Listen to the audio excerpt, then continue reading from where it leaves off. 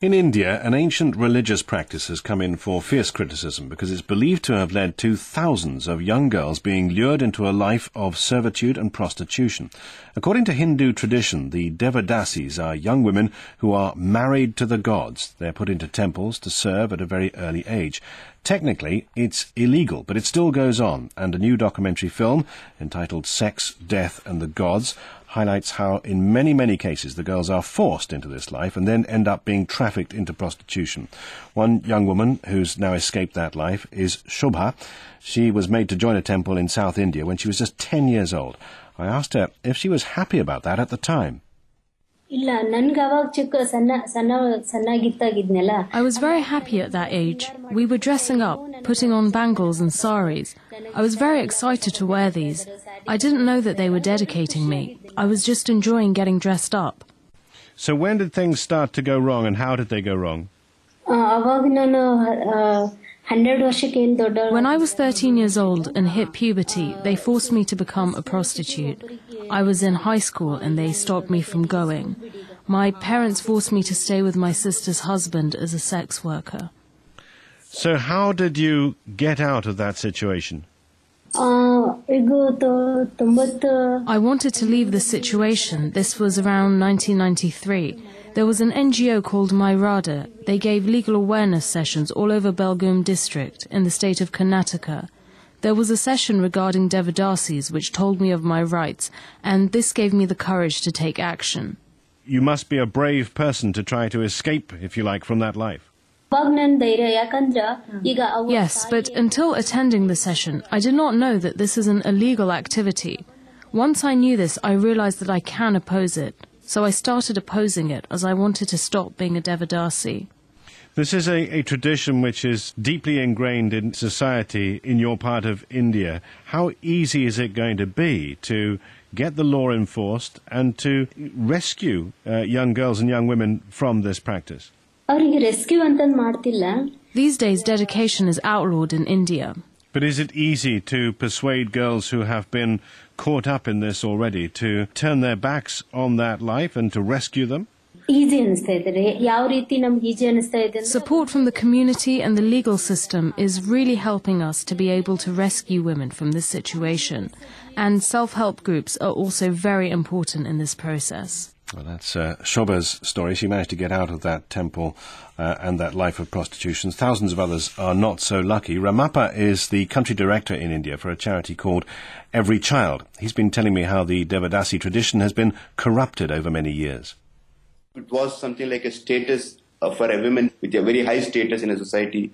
Now it has become like one of the garb used for exploiting girls and women. How our modern day trafficking industry is using a tradition to abuse girl children and to use it as a cover-up. It has become more of economics and money, and within the economics and money, in the earlier forms of this one, whatever money was associated, the Devadasi or the women themselves used to have control. Now we have got others profiting out of this one. The families, of course, who are dependent. At the beginning of the process these days, girls who end up going through this, the temple as Devadasi, they don't want to initially, they are forced to. Yeah, of course, I would say, from a child point of view, they don't know what is happening, but sometimes they are just compelled by their parents. Compulsions are also economic. This has been a very important means for them, and they can make much more out of this kind of a process than doing an alternative, which is basically a wage labor in agriculture. So when it comes to young girls, you're saying that families are in effect selling their daughters into this very difficult situation? Yes, very much. Of course, there is also deep-rooted beliefs. How, a religion is used. 98% of the Devadasi, they come from one particular caste, the untouchable castes at the lowest level. If the god or goddess is so much dear to one of this, why to only the lowest caste people? Why not to the other caste people? Many religions around the world, though, have traditions of young people being committed to worship and to going into religious institutions and living devout lives. Is the Devadasi theory, is that any different to what happens in other religions? It's not really in the sense of a devout theory. The moment she's dedicated, there is somebody eyeing on her. And then the moment she attains puberty, she thinks that it is his right to abuse her or exploit. And then after that, once she gets abused, whether it is one dedicated partner for some time, and in the degenerated systems, it just gets converted into prostitution or sex work. This issue has been known about and raised in India for some time. Do you get any sense that there is a groundswell of public anger about what is happening, or is it just something which, as you say, affects the lowest castes in society and is somehow accepted?